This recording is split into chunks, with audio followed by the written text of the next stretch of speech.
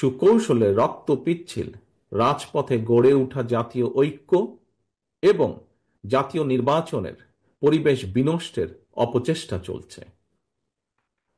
জাতীয় ঐক্য এবং জাতীয় নির্বাচনের পরিবেশ বিনষ্টের চক্রান্তের বিরুদ্ধে আমি আজ দেশের কৃষক শ্রমিক জনতা, আলেম ওলেমা, পীর মাশায়েখ তথা সকল শ্রেণী পেশার মানুষকে, আপনারা আজ এখানে যারা উপস্থিত হয়েছেন, আপনাদের প্রত্যেকের মাধ্যমে তাদেরকে সতর্ক থাকার আহ্বান এবং অনুরোধ জানাই। যারা বাংলাদেশকে তাবেদার রাষ্ট্র বানিয়ে রাখতে চেয়েছিল, তাদের ষড়যন্ত্র কিন্তু এখনো থেমে নেই।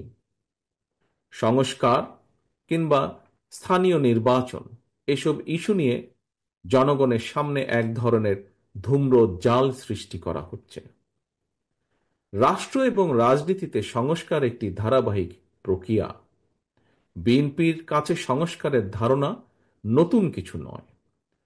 সরকারে কিংবা বিরোধী দলে বিএনপি যখন যে অবস্থানেই দায়িত্ব পালন করেছে, জনগণের আকাঙ্ক্ষাকে ধারণ করে সময়ের পরিপ্রেক্ষিতে সব সময় রাষ্ট্র, সরকার ও রাজনীতিতে প্রয়োজনীয় সংস্কার করেছে বিএনপি এবং করার চেষ্টা অব্যাহত রেখেছে।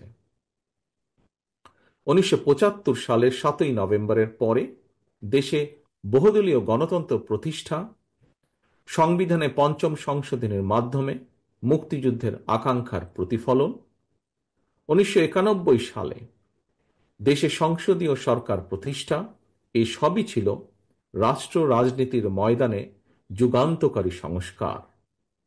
এছাড়াও বিভিন্ন মেয়াদে রাষ্ট্র পরিচালনার দায়িত্বে থাকাকালে বিএনপি সরকার স্কুল কলেজে বিনা বেতনে মেয়েদের শিক্ষার সুযোগ সৃষ্টি, রাষ্ট্র ও সমাজে মুক্তিযোদ্ধাদের যথাযথ মূল্যায়ন নিশ্চিত করতে মুক্তিযুদ্ধ মন্ত্রণালয় প্রতিষ্ঠা, বিশ্বের তথ্য প্রযুক্তির সঙ্গে তাল মিলিয়ে বাংলাদেশকে প্রস্তুত রাখতে বিজ্ঞান এবং তথ্য প্রযুক্তি বিষয়ক মন্ত্রণালয় প্রতিষ্ঠা, প্রবাসী বাংলাদেশিদের কল্যাণ নিশ্চিত করতে প্রবাসী কল্যাণ ও বৈদেশিক কর্মসংস্থান মন্ত্রণালয় প্রতিষ্ঠা,